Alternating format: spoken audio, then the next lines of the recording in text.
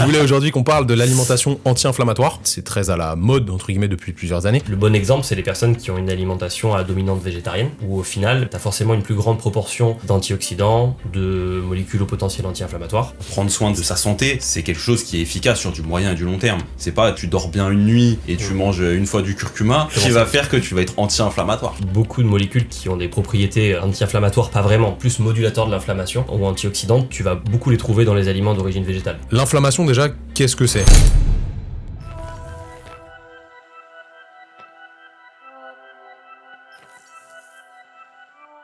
Salut les amis, bienvenue dans ce nouvel épisode du Training Therapy Podcast. J'espère que vous allez bien. Aujourd'hui, je suis avec un invité de marque et un invité habituel, Monsieur Simon, ici présent.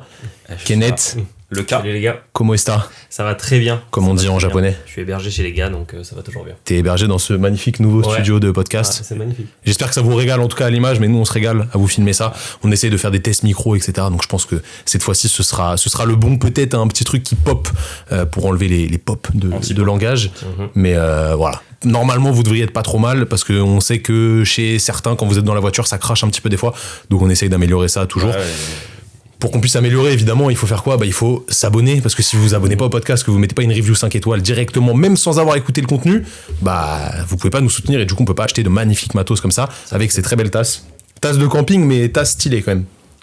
Ah, c'est tu l'aurais pas dit, personne l'aurait su que c'était tasses de camping. Et les amis, vous savez ce qu'il y a dans cette tasse ? Il y a une tisane avec du curcuma. Ouais, mais on sait pas qui l'a au final parce qu'on les a échangés. Ah ouais, moi normalement j'ai une truc moi. Curcuma. C'est vrai ?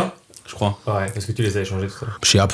Ouais, je pense que c'est moi. Ça me pique un peu la bouche, mais on va échanger après. Ouais. Ok, tisane curcuma, du coup, vous avez vu comment je suis chaud pour lancer les sujets ? C'est pas mal.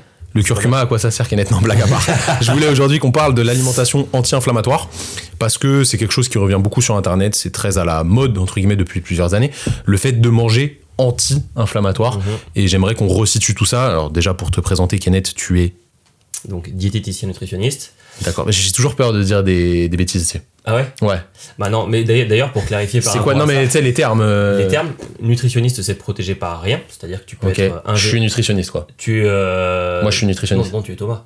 Oui, mais je suis nutritionniste aussi. Tu peux être ingénieur nutritionniste, diététicien nutritionniste, médecin nutri aussi.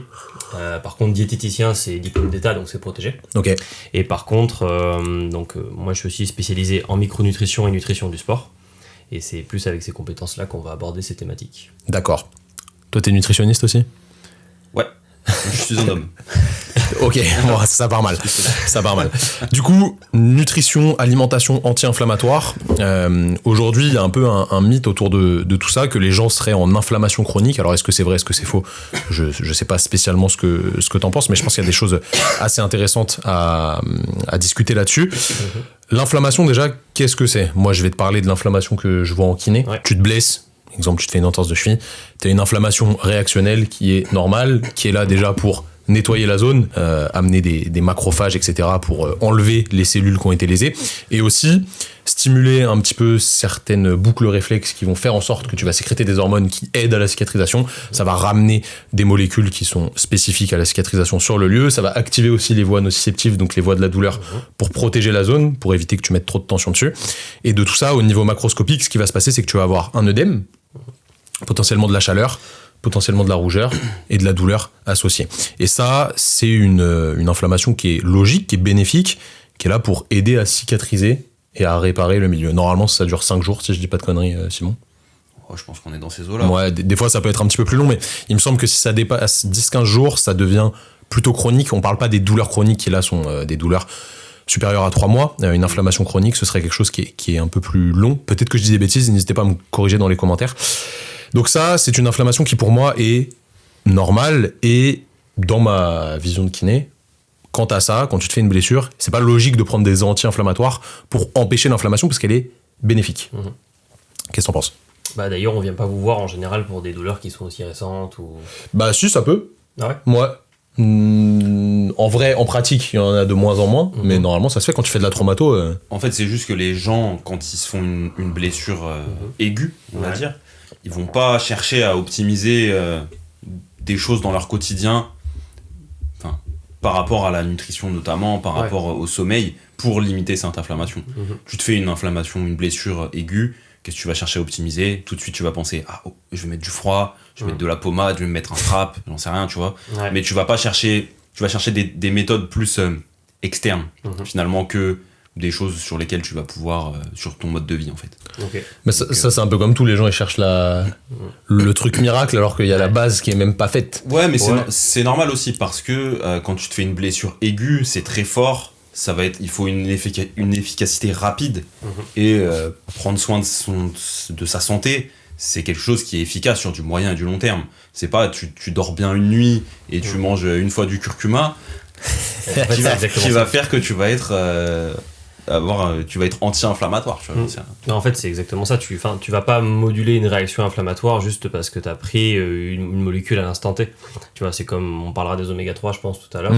La consommation d'oméga 3, en fait, c'est la régularité de ta consommation et la proportion dans les autres acides gras de ton alimentation qui va induire par différents phénomènes le fait que tu aies une proportion d'oméga 3 par rapport aux oméga 6 intéressante. Donc, à partir de ce seuil-là, tu vas considérer que ça peut t'aider à moduler l'inflammation, mais c'est une consommation sur du long terme.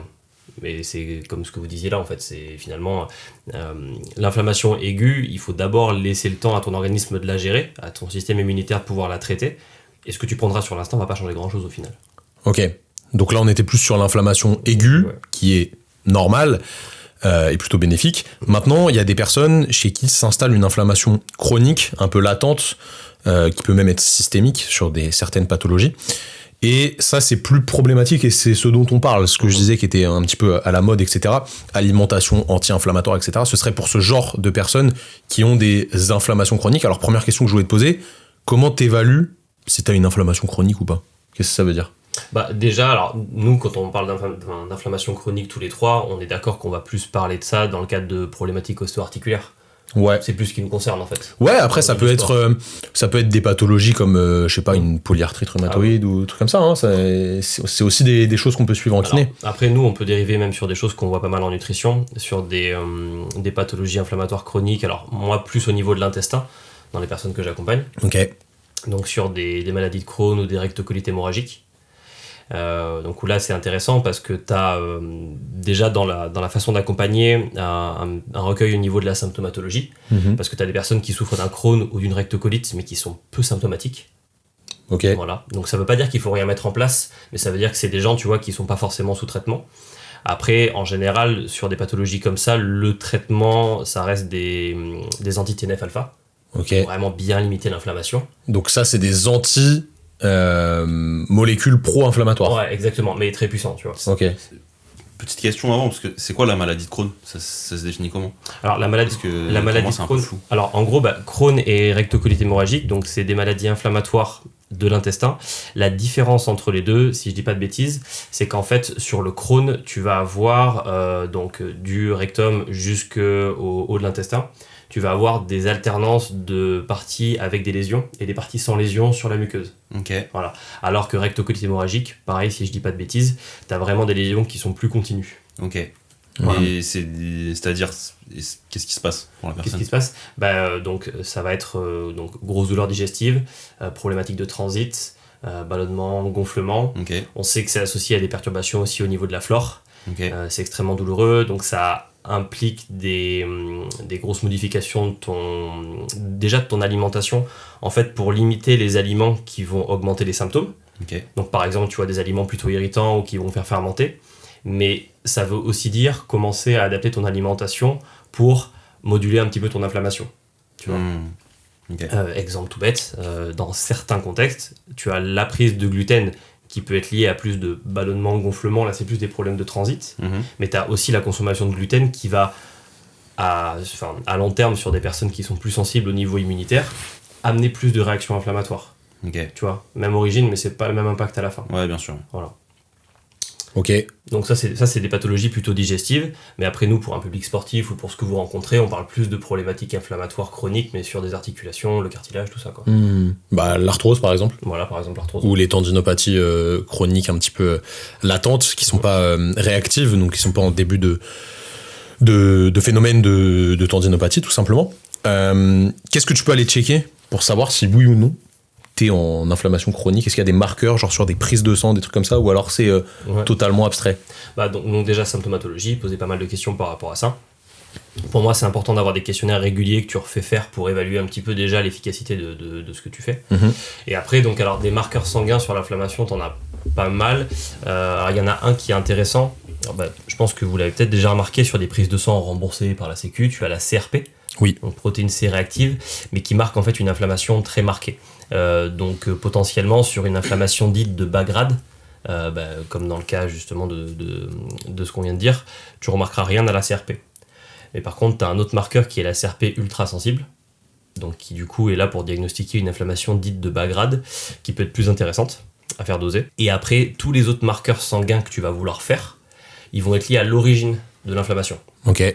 Exemple tout bête, si de par les habitudes alimentaires, de par ton diagnostic, tu as des suspicions de carence en vitamine A, zinc, vitamine C, des molécules qui ont des rôles antioxydants, modulateurs de l'inflammation, là tu vas aller chercher des dosages sanguins pour voir où t'en es. Et ça va définir justement les adaptations que tu vas faire et peut-être une complémentation. Ok. Voilà. Est-ce que ça, c'est des molécules, la CRP ultra réactive, c'est ça que t'as dit? Ultra sensible. Ultra sensible, pardon, excusez-moi.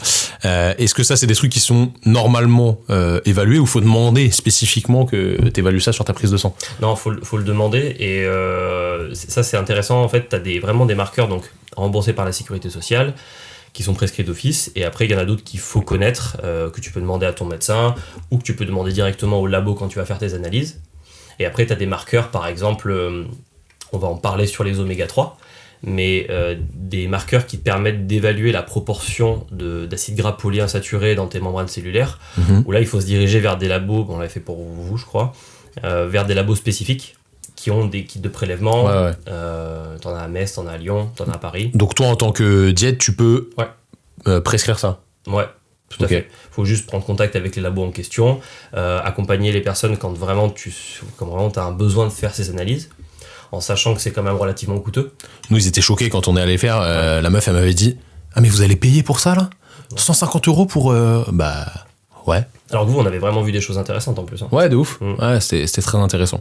Ok, donc. Imaginons, ça c'est le seul moyen de le détecter, de le diagnostiquer. Dosage sanguin, suivi de la symptomatologie, recueil des antécédents, t'as tout ça quoi. Ah, mais imagine, je sais pas, je prends Janine, 40 ans, tu vois, qui fait un peu d'activité physique mais sans plus, et qui a tout le temps des douleurs chroniques qui viennent un peu, qui partent, et elle se dit: ouais, peut-être que je suis dans un cas où je suis en inflammation chronique.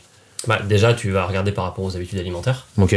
Ce qui peut mettre en avant ça. Tu regardes aussi, j'en ai pas parlé sur les marqueurs sanguins, mais tu peux regarder tout ce qui est marqueur au niveau de l'insuline aussi. Ok. Perturbation de l'insuline. T'as vraiment plein de choses que tu peux regarder. Donc, imaginons, tu reçois quelqu'un comme ça. T'as dit tu commences par voir un petit peu l'alimentation générale. Ouais, en fait, il faut voir quelle est la base et reconfigurer un petit peu la base. Ok. Tu vois, il y a vraiment des classiques à respecter pour une alimentation qui permet de moduler davantage l'inflammation. Il faut savoir que beaucoup de molécules qui ont des propriétés anti-inflammatoires, pas vraiment, plus modulateurs de l'inflammation, tu vois, ou antioxydantes, tu vas beaucoup les trouver dans les aliments d'origine végétale. D'accord. Voilà, donc fruits, légumes, fruits à coque, oléagineux, tout ça, en fait, tu vas énormément en retrouver là-dedans. Ouais, tout ce qui est pas viande, quoi. Ni poisson. Bah ouais, par exemple, ni tu œuf. vois. Non, mais ouais, c'est ça. Mais quand tu prends des sources de protéines, tu vois, sur un repas, si tu te diriges vers des légumineuses, en fait, naturellement, tu as un aliment qui a une meilleure densité nutritionnelle, parce que tu as un aliment qui apporte des protéines, alors qui apporte aussi des glucides, tu vois, sur des lentilles, des haricots, c'est ça le problème. et tout. Et après, tu deviens un peu fat, quoi. Parce que Ouais. t'as trop de glucides. Il est rare que des personnes soient en surpoids parce qu'il y a eu trop de légumineuses. Ouais, c'est vrai. J'en ai pas eu beaucoup. C'est vrai. Mais dedans, tu vas retrouver aussi, tu vois, certains minéraux, certaines vitamines que t'as pas du tout dans les produits carnés. Ok. Donc, t'as un côté plus intéressant. Et le bon exemple, c'est les personnes qui ont une alimentation à dominante végétarienne, où au final, la proportion d'aliments d'origine végétale, en particulier lorsqu'il y a un accent qui est mis sur le bio, t'as forcément une plus grande proportion d'antioxydants, de molécules au potentiel anti-inflammatoire. Et donc, déjà, tu préviens ces phénomènes un peu plus. Ouais, mais ça amène d'autres problématiques, du style déficit en vitamine B12, si je dis pas de conneries. Ça c'est autre chose. Vraiment, Oui. je me centrerai Non, là-dessus. bien sûr. Voilà, oui, après, quand tu as une alimentation végétarienne, il y a d'autres trucs à regarder. Enfin, la solution, c'est pas l'alimentation végétarienne. Non, mais c'est pour expliquer que le fait d'avoir cette alimentation plus orientée vers le végétal, tu préviens quand même davantage les problématiques inflammatoires. Ouais, bien sûr. Voilà. Donc, faut avoir un bon apport en végétaux, quoi. Exemple, tu me demandais qu'est-ce que je regarde sur une personne qui va avoir justement... Chez Janine. Qu'est-ce qu'on regarde chez Janine? On va regarder chez Janine, par exemple. Chez Janine, tu vois, si Janine, elle n'a pas de consommation de fruits et légumes pendant les repas, qu'elle a une faible fréquence des repas et qu'elle concentre vraiment ses apports sur quelques repas avec des gros pics d'insuline, etc. Janine, quand même, fais gaffe. Ouais, mais après, je lui ai dit déjà, elle écoute rien. Bon, ouais, pénible. Elle est pénible. Tu vois, il y a des marqueurs comme ça. Tu as bien sûr des classiques, mais la consommation d'alcool, la proportion du coup de graisses polyinsaturées dans l'alimentation. S'il y en a très peu, qu'il y a beaucoup de graisses saturées, on va reparler sur les oméga 3 je pense tout à l'heure aussi, mais voilà. Tu as une sorte de petite checklist qui te permet déjà de voir tout ce que tu as amélioré. Ok. Tu peux juste refaire un point sur ce que c'est les antioxydants et comment ça fonctionne un petit peu? Alors, les antioxydants, pareil, là, pour le faire un petit peu simple, en gros, en fonction de certains contextes dans lesquels tu mets ton organisme va produire ce qu'on appelle des radicaux libres. Okay. En fonction, par exemple, de l'exposition de ton organisme à la pollution, aux rayons UV, lorsque tu es dans des efforts où tu vas consommer beaucoup d'oxygène, donc des efforts à intensité répétée, tu vas produire donc ce qu'on appelle des radicaux libres. Okay. Ces radicaux libres, ils sont nécessaires à l'adaptation cellulaire, notamment à l'entraînement. Et ton organisme possède déjà en fait des mécanismes dits antioxydants pour venir du coup réguler tout ça. Okay. On parle de stress oxydant quand ta capacité antioxydante, notamment via donc certains micronutriments que tu as dans l'organisme, des enzymes que tu as en particulier dans le foie, ne sont plus capables de gérer la charge de radicaux libres. Okay. Donc là, tu crées un stress oxydant. Okay. Et là, tu entres dans un contexte qui devient pro-inflammatoire, qui va perturber l'immunité, etc. Voilà. Okay. Donc, exemple, si je dois ultra vulgariser, même faire un truc un peu cliché, entraînement très fréquent, à haute intensité, en plein centre-ville quand tu es exposé à la pollution, en plein soleil sans protection et tout. Tu vas faire un fractionné dans Paris, quoi. Voilà, tu vas faire un fractionné dans Paris. Tu es potentiellement, tu vois, plus exposé, ou en tout cas, tu as plus de risques de faire plus de radicaux libres que si tu vas faire des efforts à basse intensité en pleine campagne. Okay. Je vulgarise à mort, mais c'est pour idée. Non, mais on voit l'idée. Du coup, il faut acheter à balle de myrtille, quoi. Voilà, pour compenser. Voilà, on va en parler après. Est-ce que c'est pertinent de se dire pour compenser ça, il faut que je mange des myrtilles? Ok. Que je boive des infusions au curcuma. Donc, antioxydants vont capter un peu les radicaux libres, si j'ai bien compris ça l'idée. Et maintenant, on va parler de molécules anti-inflammatoires. Imaginons, Janine, tu règles la nutrition, elle a capté qu'il fallait manger, allez, je dis n'importe quoi, 3 vrais repas, 1 ou 2 collations en fonction de ses objectifs, peu importe, avec des charges glycémiques qui sont pas forcément très élevées, un bon rapport entre oméga 3 et oméga 6, mais on en parlera après, pas trop de graisse polyinsaturée? Non. Pas trop de graisse saturée. Mono, on a capté. Déjà, en gros, sur les polyinsaturée, c'est bien. Ouais. Ok. En fait, sur tes acides gras, quand tu consommes un aliment donc, qui apporte des lipides, quand tu l'auras digéré, que tu auras assimilé, il va en résulter des acides gras qui vont arriver dans ta circulation sanguine. Yes. Tu as des acides gras qui sont dits saturés. Okay. On en parle souvent en disant que c'est les graisses saturées qui sont plutôt à limiter. On en a longtemps parlé par rapport au risque cardiovasculaire, alors que ce n'est pas les graisses les plus impactantes au niveau cardiovasculaire. Le problème des graisses saturées, si tu veux, c'est que ces graisses saturées, déjà, tu es capable de les produire de manière endogène. Okay. Par exemple, quand tu vas surconsommer des glucides sur un repas, je pense à Noël, au hasard, tu vois, c'est pas parce que c'est demain. C'est vrai. Quand tu consommes des graisses saturées, quand tu consommes des glucides en grosse quantité, du coup, passé un certain seuil, tu vas être capable de faire de la lipogénèse, donc de créer des acides gras qui vont se regrouper en triglycérides et qui vont être stockés dans ton tissu adipeux. Et ça, c'est majoritairement des graisses saturées. Sauf que ces graisses saturées, en fait, elles vont également aider à composer la membrane plasmique de tes cellules, et donc augmenter leur rigidité, limiter les échanges. Donc bref, c'est des graisses qu'on cherche globalement à limiter. On va plutôt faire la part belle aux graisses monoinsaturées, comme les oméga 9 que tu peux trouver par exemple dans l'huile d'olive ou dans l'avocat, et aux graisses polyinsaturées, comme les oméga 6 dont tu as besoin, mais qui sont plutôt faciles à apporter dans l'alimentation, et surtout les oméga 3.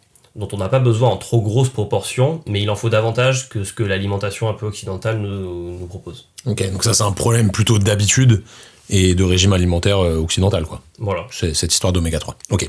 Donc Janine, elle mange mieux, repas mieux calibré, meilleure alimentation.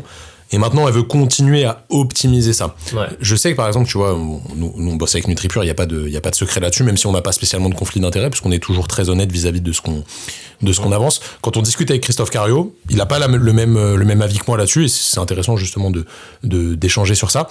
Il me disait que si quelqu'un mangeait mal, évidemment, il fallait régler ce problème de base, mais cette personne, elle avait encore plus besoin de compléments alimentaires que quelqu'un qui mange déjà très très bien. Ouais. Tu vois ce que je veux dire ? Ouais. Je suis pas spécialement d'accord. Bah, il a un peu raison. Ok. Ouais, moi je trouve qu'il a un peu raison. Bah, je suis toujours pas spécialement d'accord, mais c'est pas grave. Mais après, je pense qu'il y a justifié. Ouais, bien sûr. Factuellement, c'est vrai, parce qu'elle est encore plus en carence, mais après, il y a une question de logique, et ouais. de psychologique. C'est bizarre. C'est bizarre de faire ça. On peut venir, on peut terminer du coup sur les oméga 3 avec ça. Par exemple, tu changes les habitudes alimentaires. Donc, tu veux améliorer l'apport en oméga 3 dans l'alimentation. Tu as des oméga 3 végétaux, donc acide alpha-linolénique que tu vas retrouver dans des huiles de colza, huile de noix comme toi ce matin, que tu vas retrouver dans les cerneaux de noix, dans les graines de chia, les graines de lin, tout ça. Vous vivez ensemble ?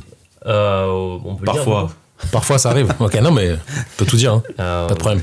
2025 les gars. Bon, bref. Ça ou pas ? Non ? Non, ok. Non, j'ai un Coupe ça, il m'a dit. Ouais, mais les gars, vous savez qu'on coupe rien ici. Hein. Il y a un squatter. Harry Squatter, on l'appelle. Et c'est compliqué après de retrouver le sujet quand vous me faites dériver. Oméga 3, huile de noix, Ouais, voilà. huile de colza. Donc, tu fais ça pour optimiser, et puis tu optimises aussi les apports en EPA-DHA, qui sont les formes animales du coup d'oméga 3, qui vont être utilisés beaucoup plus directement, notamment au niveau du cerveau. Et là, c'est certains types de poissons gras. Ça va être également des viandes labellisées. Enfin, t'as pareil plusieurs manières de le faire. Bleu blanc cœur. Bleu blanc cœur, par exemple, sur les labels. Mais tu vas faire tout ça. Donc, tu optimises à l'instant T les apports en oméga 3. Sauf que tu as un déficit qui a été créé depuis des décennies. Les oméga 3, en plus, tu as ce qu'on appelle des déficits qui sont transgénérationnels. C'est-à-dire que si tu es issu d'une population qui consommait déjà très peu d'oméga 3, même si toi, dans tes habitudes, tu en intègres beaucoup plus, c'est pas pour ça que tes taux vont remonter rapidement. Il me semble qu'on avait parlé de la grossesse ensemble. Ouais, tu as des études sur le fait que une proportion d'oméga 3 trop faible chez la mère pendant la grossesse peut avoir des conséquences sur... Alors par exemple, tu avais le développement des adipocytes chez le fœtus. Ok. Voilà. Donc c'est ultra important, et ton alimentation à l'instant T résout pas tout. Du coup là je rejoins ce que disait Christophe en gros sur la complémentation. Donc si moi j'ai tendance à être un petit gros dès que je mange un peu trop, c'est parce que ma mère elle a pas mangé assez de saumon quand elle était enceinte. Je crois qu'il n'y a pas que ça, mais je crois qu'il n'y a pas que ça, mais peut-être que c'est lié. Ouais. C'est un peu ça l'idée, ok. Enfin ça peut jouer. C'est intéressant, hein. Intéressant cette histoire. Du coup, là on parlait des compléments alimentaires, évidemment c'est un truc qui est en vogue aujourd'hui et qui est très intéressant. Moi-même je me complémente, c'est évident, même si j'essaie d'avoir une alimentation optimisée. Qu'est-ce que tu conseillerais si quelqu'un se trouve avoir une CRP ultra sensible? Ouais. Je l'ai, CRP ultra sensible, et en plus elle a déjà corrigé son alimentation, etc. C'est mieux, même si des fois il peut y avoir des petits écarts, malheureusement c'est la vie, c'est comme ça. Qu'est-ce que tu lui conseillerais en tant que complément? Qu'est-ce qui fonctionne le mieux selon toi, et où il n'y a pas de, tu vois, pas de risque associé? Parce que je sais que la curcumine, par exemple, en très haut dosage, si jamais tu as un risque de mélanome, etc., c'est pas ouf. On pourra on pourra les mettre en description si tu veux, mais il y a plusieurs études sur le fait qu'un excès... Mec, on les mettra même sur l'écran là, par ici. Un excès... Faudra que tu me les trouves par contre, parce que moi je les connais pas. Ouais, je les ai. Bah tu les as, parfait. Du coup on va vous insérer ça juste ici quand Kenneth en parle. J'ai fait une slide dans la TT School pour ça dire. Ah, il est fort. Ouais. Et du coup on fait du lien. Et du coup sur ces études-là, en fait tu vois qu'un excès de micronutriments au potentiel anti-inflammatoire du coup a plutôt un effet néfaste qu'un effet positif. Okay. Mais toujours pour la même raison, parce qu'en fait l'inflammation elle est nécessaire à l'instant T. Donc en fait nous on cherche juste à la moduler dans un contexte où elle devient chronique et où ton corps a du mal à la réguler. Donc sur le long terme. Voilà. En fait c'est comme si genre tu fais pas assez d'activité physique, t'es inactif et d'un coup tu te mets à te tabasser 2 heures d'entraînement par jour. Ouais. Bah ça va être néfaste en soi. En toute proportion gardée, évidemment. Mais c'est un peu la même idée. Il faudrait faire plus progressivement, quoi. Bah, en fait, alors plus progressivement. Et surtout sur le long terme. Ouais, et puis toujours s'intéresser aux causes en fait. Tu vois, toujours s'intéresser aux causes. On en a parlé même en préparant ça, c'est le fait de se dire que un ou une athlète qui va vouloir consommer certains compléments alimentaires pour leur potentiel de modulateur d'inflammation, mais où il n'y a aucune réflexion sur la façon dont elle s'entraîne, sur les piliers de la récupération comme le sommeil, en fait, ça, c'est pas que ça sert à rien, mais on fait les choses dans le désordre. Pas loin, quoi. Ouais, pas loin. Ok. Du coup, pour en revenir à ce que tu me demandais sur la logique de prise en charge, alors déjà, il y a d'autres dosages sanguins que l'on ferait tant qu'on y est, comme on disait, pour doser certains micronutriments et savoir où on en est. On parlait du stress oxydant tout à l'heure. Tu as des marqueurs aussi biologiques du stress oxydant, comme t'as les anticorps anti-LDL oxydés. Mais c'est pareil, je suis très honnête par rapport à ça, ça a quand même un coût. Donc tu vas faire ces dosages-là sur des gens qui ont des problématiques inflammatoires chroniques en lien avec des pathologies graves. Oui. Qui ont envie de... Ou qui ont envie d'optimiser leur santé. Ou qui ont envie d'optimiser leur santé. Et qui ont les moyens. Voilà, qui peuvent avoir les moyens aussi. Parce que ça peut vite coûter cher, donc il faut le faire quand vraiment... Ah mais la santé, mec, c'est le plus important. C'est le plus important. C'est-à-dire cher. Alors... Tu vois, bonne année, bonne santé, 2025, tu te souhaites c'est le premier truc que tu te souhaites, c'est bonne santé. C'est-à-dire que c'est important, la santé. Mais je le justifie dans le sens où on en revient à la personne qui n'a pas optimisé ses entraînements et son sommeil, mais qui veut optimiser l'alimentation pour le potentiel anti-inflammatoire. Bon, bah, on n'ira pas sur des dosages sanguins en première intention. On va commencer à traiter la base. Oui. Logique. Ça, c'est logique. Donc, tout ça pour dire qu'on peut le faire à des moments. Et une fois, donc, imaginons que tu as identifié ces marqueurs. Déjà, pour terminer sur les oméga 3, donc le dosage, donc ce qu'on appelle du profil en acide gras de la membrane érythrocytaire. Donc, en gros, est-ce que tu as une bonne proportion d'oméga 3 et d'autres graisses polyinsaturées dans les membranes plasmiques de tes cellules? Ça, ce dosage, il vaut 75-80 balles en fonction des labos. Ok. Donc, c'est pas négligeable. Comment tu fais pour doser ça? Ils font quoi? Ils chopent des cellules? Alors, là, pour le coup, je suis pas laborantin, donc... Ok, t'es pas laborantin. J'ai pas les infos. Ah, je te voyais bien avec une petite veste blanche, là, petites lunettes. Bah ouais, en petit microscope. en terminale, quoi. Ouais, t'étais bon en physique en terminale? Ouais. Non, pas ouf. Ok. On a dérivé. Et doser la membrane plasmique, ouais, etc. tout ça. T'as le petit trou de mémoire qui est net, je pense qu'il faut que tu prennes des oméga 3, mec. Ouais, ça doit être ça. Va t'aider, Ça doit venir de ça. Ou alors t'es un peu con par moment. Ça peut arriver aussi, ouais.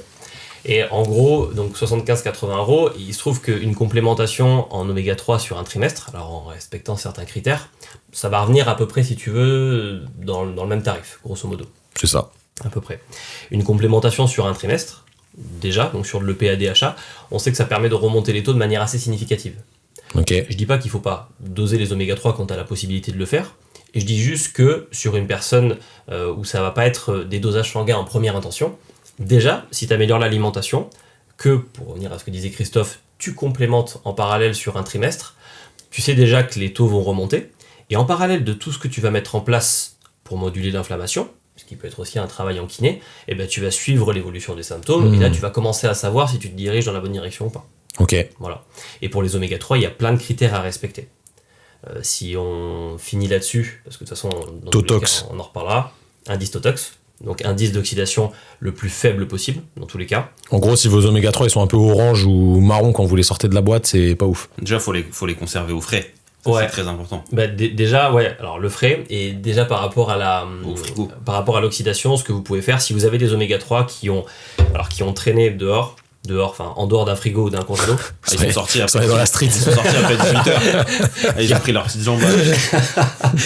qui ont traîné dehors sans l'accord des parents, Pas bien, les gars, ça. vous pouvez couper la petite capsule et goûter à l'intérieur. Parce que vu que c'est de l'huile de poisson, en fait, si elle a un goût un peu rance, un peu oxydé, il faut les balancer, c'est même pas la peine. Ok. C'est pire que. C'est délétère, ouais. Ouais. Bah, en fait, ouais, c'est délétère et il y C'est a. pro-oxydatif. C'est du radical libre. Et ben ouais, et c'est pour ça que tu as des études qui te disent que les oméga 3 sont pas pertinentes pour la santé cardiovasculaire. Ah, parce que c'est des oméga 3 de merde. Ben en fait, c'est ça, t'as pas d'infos sur la conservation, voilà. Après, imaginons que t'es Jean-Michel pêcheur, Ouais. que tu vas pêcher de la truite tous les 4 matins Mhm. et que tu bouffes pas mal de truites, par exemple. Parce que saumon, en vrai, en France, c'est compliqué. Est-ce que t'as un intérêt à te supplémenter en oméga 3? Bah là, encore une fois, c'est toujours pareil. C'est que si c'est une habitude que t'as depuis très très longtemps Ça va. et que c'est quelque chose de récurrent, bah potentiellement t'as des apports en EPA-DHA qui sont plus élevés que la moyenne. Ok, Donc bah, à ce moment-là, la complémentation, c'est pas du tout une priorité. intéressant. Ouais, Du coup, oméga 3, tu conseilles, ouais, tout à fait. si besoin. Ensuite, qu'est-ce que t'as qui peut être pertinent? Alors, dans les autres choses qui peuvent être pertinentes, alors déjà optimiser tous tes apports en vitamine A, vitamine E, zinc, manganèse, tout ça. Ok. Donc, On va pas faire une revue de tous les aliments sources, mais on parlera aussi de la vitamine C sûrement tout à l'heure, peut-être en lien avec le collagène. Mais un autre épisode, les amis. Je sais pas s'il sera sorti. S'il est sorti, on vous le met par là. S'il est pas sorti, vous avez juste à vous abonner, à liker, et puis il sortira bientôt. Vous inquiétez pas. Voilà, aussi simple que ça. Donc en vitamines au potentiel antioxydant, donc vitamine A, vitamine E, tu vas retrouver donc zinc, manganèse, tu vas retrouver le sélénium aussi. Ok.